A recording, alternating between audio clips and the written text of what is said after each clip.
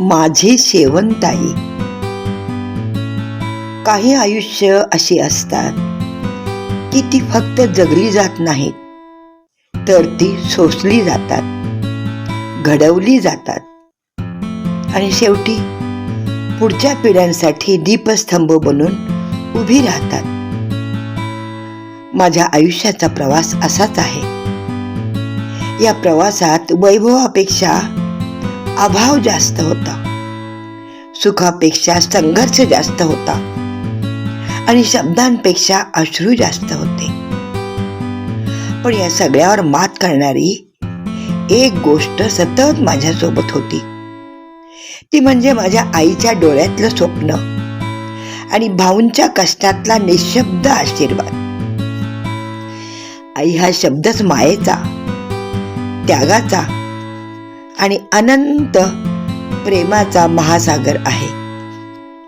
या पुस्तकात मी कालकथित शेवंताबाई श्रावण कसबे, जन्म 1 जानेवारी 1959, मृत्यू 6 जुलै 2025, वय 65, यांच्या संघर्षमय आणि प्रेरणादायी जीवनाची कहाणी मांडत आहे.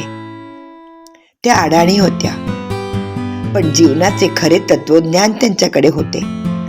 अत्यंत हालाकीच्या परिस्थितीतही त्यांनी आपल्या मुलांना मोठी स्वप्ने पाहायला शिकवले. स्वतःच्या वेदना, उपस्मार आणि कष्ट सहन करून त्यांनी 2 मुलांना डॉक्टर बनवले आणि इतर मुलांनाही स्वावलंबी बनवले. या पुस्तकात मी केवळ माझी कहाणी सांगत नाही, मी त्या घराची, त्या मातीची, त्या घामाची, त्या उपाशी राहून जपलेल्या आशेची कहाणी सांगत आहे. सोलापूरच्या पत्र्याच्या घरात उन्हात तापणाऱ्या छपराखाली आणि पावसात गळणाऱ्या भिंतीच्या साक्षीने माझं बालपण वाढलं. एका बाजूला गरिबी, अपुरी साधनं, अनिश्चित उद्या, तर दुसऱ्या बाजूला आईची जिद्द, वडिलांचा साधेपणा आणि घराला धरून ठेवणारा भाऊंचा आधार. या तिन्हींच्या संगमातून माझ्या आयुष्याचा पाया घातला गेला. माझी आई फार शिकलेली नव्हती, तिला मोठमोठ्या शब्दांचा आधार नव्हता, पण तिच्या मनात एक अढळ श्रद्धा होती, माझा मुलगा डॉक्टर होणार. त्या एका वाक्यात तिचं संपूर्ण आयुष्य दडलं होतं. स्वतःच्या भुकेपेक्षा माझ्या शिक्षणाला तिने महत्त्व दिलं. स्वतःच्या थकव्यापेक्षा माझ्या भविष्यासाठी तिनं लढा दिला. कधी पदराने घाम पुसत, कधी डोळ्यातलं पाणी लपवत, कधी लोकांच्या टोमण्यांना उत्तर न देता तिने माझ्या स्वप्नाभोवती तिच्या विश्वासाचं कुंपण उभं केलं. आज मी मागे वळून पाहतो तेव्हा जाणवतं माझ्या यशाचा पहिला पाया माझ्या आईच्या अश्रूंनी भिजलेला आहे. माझे वडील साधे, प्रामाणिक आणि माणुसकीला सर्वात मोठं स्थान देणारे होते. खाकी वर्दीचा मान जपत त्यांनी आयुष्यभर प्रामाणिकपणाची वाट धरली. पण त्या वाटेवरून चालताना त्यांनी घरात मुलांना केवळ जगण्याचे धडे नाही दिले, तर माणूस म्हणून राहण्याची शिस्त दिली. त्यांचा साधेपणा, संयम आणि निस्वार्थ वृत्ती आजही माझ्या आयुष्यात ध्रुव ताऱ्यासारखी उभी आहे. भाऊ, माझ्या आयुष्यातील हा शब्द केवळ नात्याचा नाही, तर आधाराचा, त्यागाचा आणि निशब्द प्रेमाचा आहे. घरच्या अभावात स्वतःच्या इच्छा बाजूला ठेवून हा मुलगा शिकला पाहिजे, या एकाच विश्वासाने त्यांनी माझ्या पाठीशी उभं राहणं कधी सोडलं नाही. त्यांच्या कष्टाच्या सावलीत, त्यांच्या विश्वासाच्या आधाराने आणि त्यांच्या मूक पाठिंब्याने माझ्या स्वप्नाला दिशा मिळत गेली. मी डॉक्टर होण्याचा प्रवास एकट्याने केला नाही. तो आईच्या मायेने, वडिलांच्या संस्काराने आणि भाऊंच्या कष्टांनी मला हात धरून चालवत आणला. हे पुस्तक म्हणजे फक्त माझ्या यशाचा आलेख नाही. उलट हे पुस्तक त्या सगळ्या वेदनांचं, त्यागाचं, अपमानाचं, संघर्षाचं आणि माणुसकीच्या उभेतून जन्मलेल्या उभारीचं स्मरण आहे. आयुष्यात असे अनेक क्षण आले जेव्हा परिस्थिती समोर हात टेकावेत असं वाटलं, पण घरच्या माणसांच्या डोळ्यातली आशा मला परत उभी करत राहिली. जिथे इतरांना अडथळे दिसले तिथे माझ्या आईने संधी पाहिली. जिथे इतरांनी होणार नाही असं म्हटलं तिथे तिने होणारच असा विश्वास ठेवला. त्या विश्वासाचं हे पुस्तक आहे.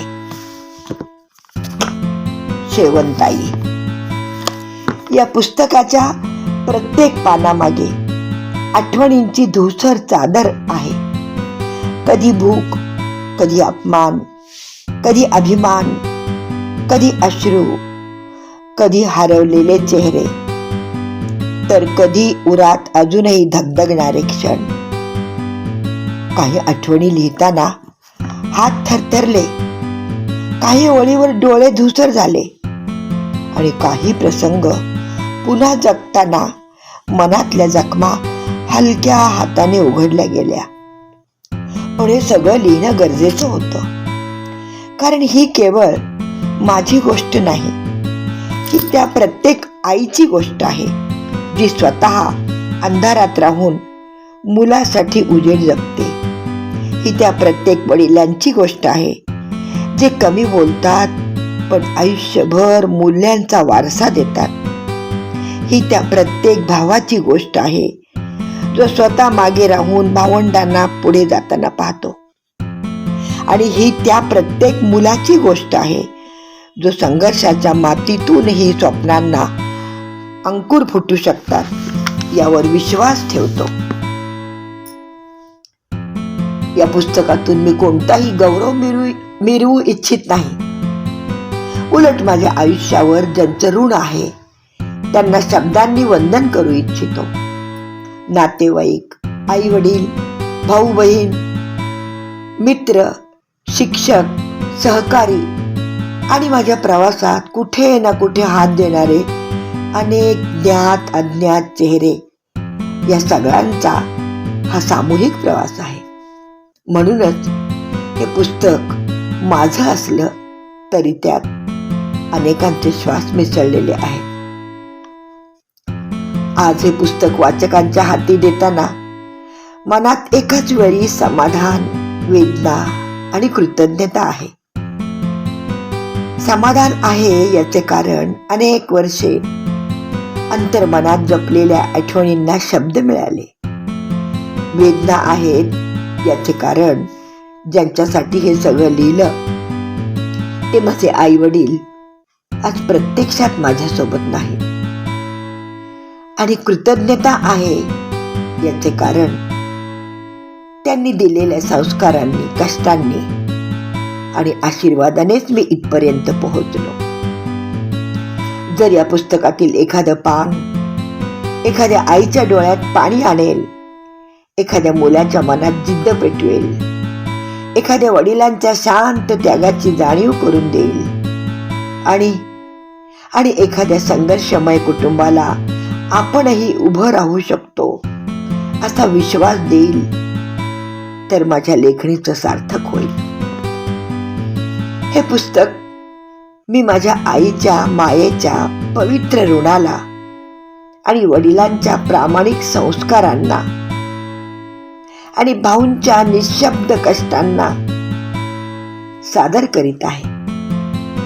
त्यांच्या आठवणींना, त्यांच्या अश्रूंना, त्यांच्या घामाला आणि त्यांच्या अपार प्रेमाला माझा हा शब्दांजलीचा नम्र प्रणाम.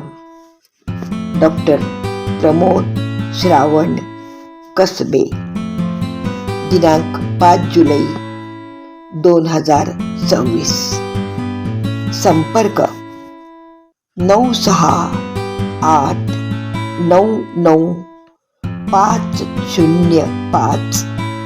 9689950573.